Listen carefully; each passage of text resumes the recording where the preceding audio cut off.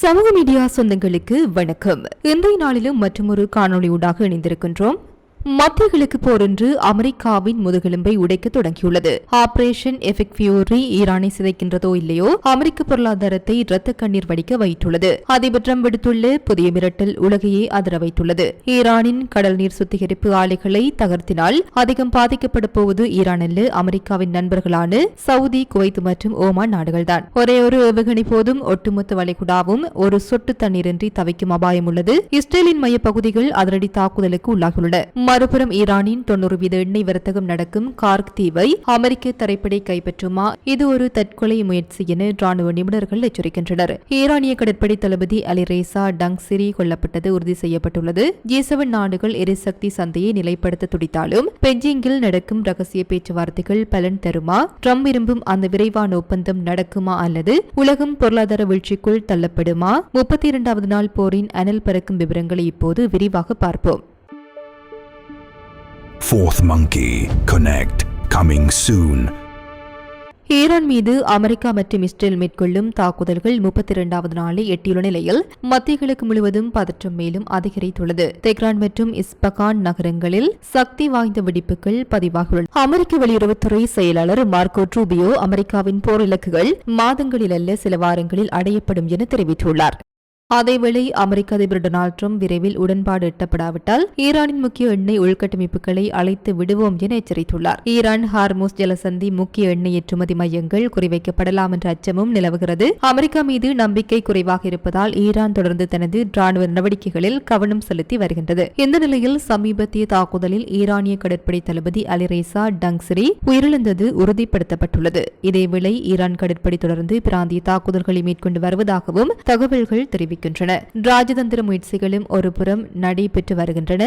இஷாக் டார் வாங்ஜி ஆகியோருடன் பேச்சுவார்த்தை நடத்த பெய்ஜிங் பயணம் மேற்கொண்டுள்ளார். இதேவேளை G7 நாடுகள் எரிசக்தி சந்தையை நிலைப்படுத்த நடவடிக்கை எடுக்க தயாராக உள்ளதாக அறிவித்துள்ளன. வளைகுடா பகுதியில் பதற்றம் அதிகரித்துள்ளது. சவுதி அரேபியா, ரியாத் உள்ளிட்ட பகுதிகளை குறிவைத்து ஏவப்பட்ட ஏவுகணைகளை இடைமறித்துள்ளது. குவைத் எண்ணெய் கப்பல் மீது தாக்குதல் நடத்தப்பட்டதாகவும் பக்ரைன் உள்ளிட்ட நாடுகள் உயர் எச்சரிக்கையில் உள்ளதாகவும் தெரிவிக்கப்படுகின்றது. ஈரான் வெளியுறவு அமைச்சர் அப்பாஸ் அராக்சி வளைகுடா நாடுகளில் உள்ள அமெரிக்க படைகள் வெளியேற வேண்டும் என வலியுறுத்தியுள்ளார்.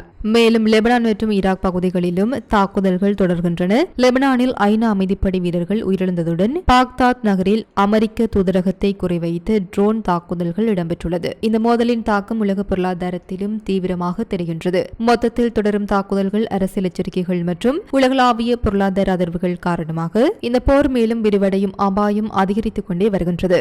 ஈரான் மீதான ஆபரேஷன் எஃபெக்ட் ஃபியூரி போர் இப்போது அமெரிக்காவின் சொந்த பொருளாதாரத்தையே ஆட்டிப்படிக்க தொடங்கியுள்ளது. அமெரிக்க பங்கு சந்தைகளிலிருந்து ஒரே நாளில் மட்டும் சுமார் $1.2 டிரில்லியன் மதிப்புள்ள சொத்துக்கள் துடைத்தெறியப்பட்டுள்ளன. கடந்த 8 மாதங்களில் இல்லாத அளவிற்கு சந்தைகள் கடும் சரிவை கண்டுள்ள நிலையில் அமெரிக்காவை இந்த போர் எப்படியெல்லாம் பாதிக்கிறது என்பதற்கான 5 முக்கிய காரணங்களை பார்ப்போம். சந்தை மதிப்பு அழிவு, SP 500 மற்றும் நாஸ்டா குறியீடுகள் சரிந்ததால் முதலீட்டாளர்களின் $1 டிரில்லியன் அதிகமான பணம் ஆவியாக உள்ளது. ட்ரம்பின் $57 இருந்த கச்சா எண்ணெய் விலை தற்போது $106 தொட்டுள்ளது. இது வரலாற்றிலேயே மிக கடுமையான விலை உயர்வாகும். 1970களில் ஏற்பட்ட உலகளாவிய எண்ணெய் அதிர்வுகளை தற்போதைய சூழல் நினைவுபடுத்துவதாக பொருளாதார வல்லுநர்கள் எச்சரிக்கின்றனர். அமெரிக்காவின் பெட்ரோல் விலை ஒரே மாதத்தில் 30% உயர்ந்துள்ளது. டீசல் மற்றும் ஜெட் எரிபொருள் விலையும் உயர்ந்து வருவதால் அத்தியாவசிய பொருட்களின் விலை எகிறுகிறது. அமெரிக்க பொருளாதாரத்தின் முதுகெலும்பான நுகர்வோர் செலவினங்கள் சுருங்கியுள்ளன. அமெரிக்காவின் ஒட்டுமொத்த உள்நாட்டு உற்பத்தியில் 70% நுகர்வோர் செலவினங்களை சார்ந்தே உள்ள நிலையில்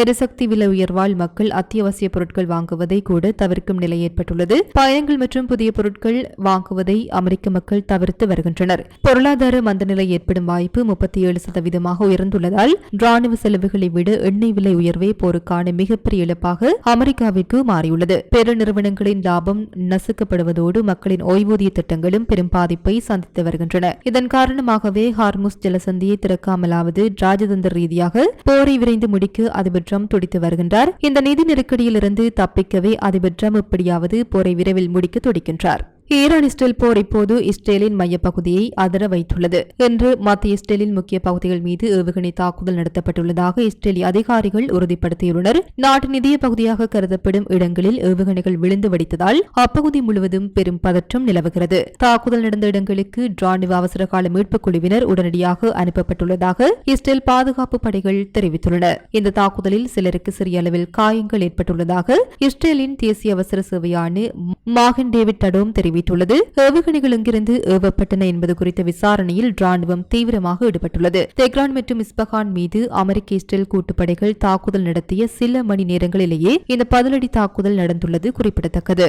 ஈரான் மீதான போரில் அமெரிக்க அதிபர் டொனால்டு டிரம்ப் புதிய ஆயுதத்தை கையில் எடுத்துள்ளார். ஈரானின் கடல் நீர் சுத்திகரிப்பு ஆலைகளை தகர்க்கப் போவதாக அவர் விடுத்துள்ள மிரட்டல் ஒட்டுமொத்த வளைகுடா நாடுகளின் குடிநீர் ஆதாரத்திற்கே உலை வைக்கும் நிலையை உருவாக்கியுள்ளது. தன்னுடைய ட்ரூத் சோசியல் தளத்தில் பதிவிட்டுள்ள டிரம்ப், ஹார்மோஸ் ஜலசந்தி திறக்கப்படாவிட்டால் ஈரானின் மின் நிலையங்கள், எண்ணெய் கிணறுகள் மற்றும் இதுவரை தொடப்படாத கடல் நீர் சுத்திகரிப்பு ஆலைகளை வெடிவைத்து தகர்க்கப் போவதாக எச்சரித்துள்ளார். குவைத்தில் நடந்த தாக்குதலில் ஒரு இந்திய தொழிலாளி பலியானதை தொடர்ந்து இந்த ஆபாசமான கருத்தை அவர் வெளியிட்டுள்ளார். டிரம்பின் இந்த அச்சுறுத்தல் ஈரானை நோக்கியதாக இருந்தாலும் உண்மையில் இதனால் அதிகம் பாதிக்கப்பட போவது அமெரிக்காவின் நட்பு நாடுகளான வளைகுடா அரபு நாடுகள்தான் என ஆய்வாளர்கள் எச்சரிக்கின்றனர். ஏன் வளைகுடா நாடுகள் அச்சமடைய வேண்டும்?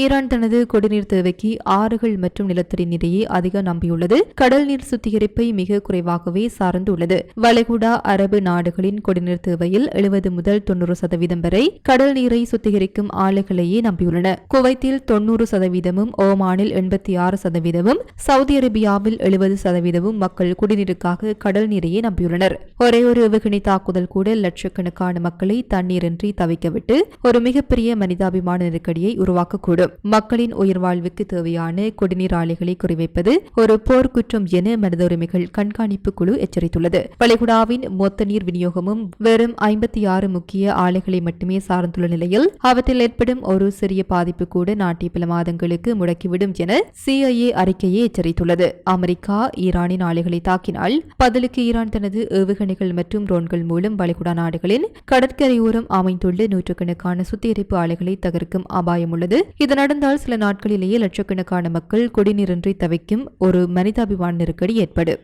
ஈரானின் பொருளாதார முதுகெலும்பாக திகழும் கார்க் தீவை அமெரிக்க தரைப்படை கைப்பற்றுமா என்ற கேள்வி உலக நாடுகளிலேயே பெரும் பதற்றத்தை ஏற்படுத்தியுள்ளது.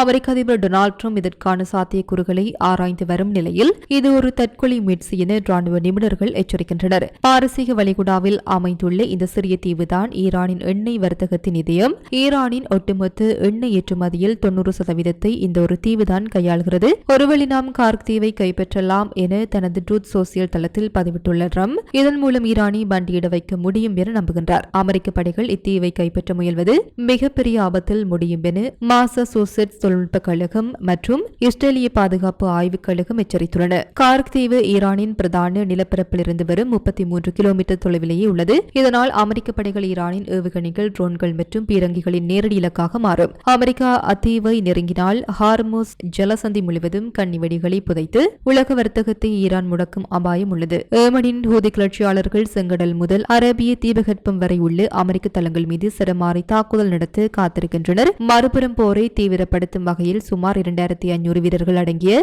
அமெரிக்க கடற்படை கப்பல் மத்திய கிழக்கிற்கு வந்துள்ளது. மேலும் 3500க்கும் மேற்பட்ட கூடுதல் வீரர்கள் கலிபோர்னியாவிலிருந்து விரைவில் வரவுள்ளனர். கார்க் தீவை கைப்பற்றுவது ஈரானின் பொருளாதாரத்தை சேதப்படுத்தலாம், ஆனால் அவர்களை சரணடைய வைக்காது என ஆய்வாளர்கள் கூறுகின்றனர். மாறாக இது உலகளாவிய எரிசக்தி சந்தையில் ஒரு சுனாமியை ஏற்படுத்தி ஆசியா முழுவதும் பெட்ரோலிய பொருட்களின் விலையை விண்ணை தொட வைக்கும். இத்துடன் குறித்த காணொளி நிறைவு பெறுகின்றது. இது தொடர்பிலான உங்களுடைய கருத்துக்களை கமெண்ட் வாயிலாக தெரிவிக்கலாம். இது போன்ற பல செய்திகளை தெரிந்து கொள்ள நம்முடைய சமூக மீடியா யூடியூப் சேனலை சப்ஸ்கிரைப் செய்து அருகிலுள்ள பெல் பட்டனை கிளிக் செய்யுங்கள். மேலும் செய்திகளை உடனுக்குடன் தெரிந்து கொள்ள சமூகமீடியா.com என்ற இணையதளத்தின் வாயிலாக எங்களுடன் இணைந்திருங்கள்.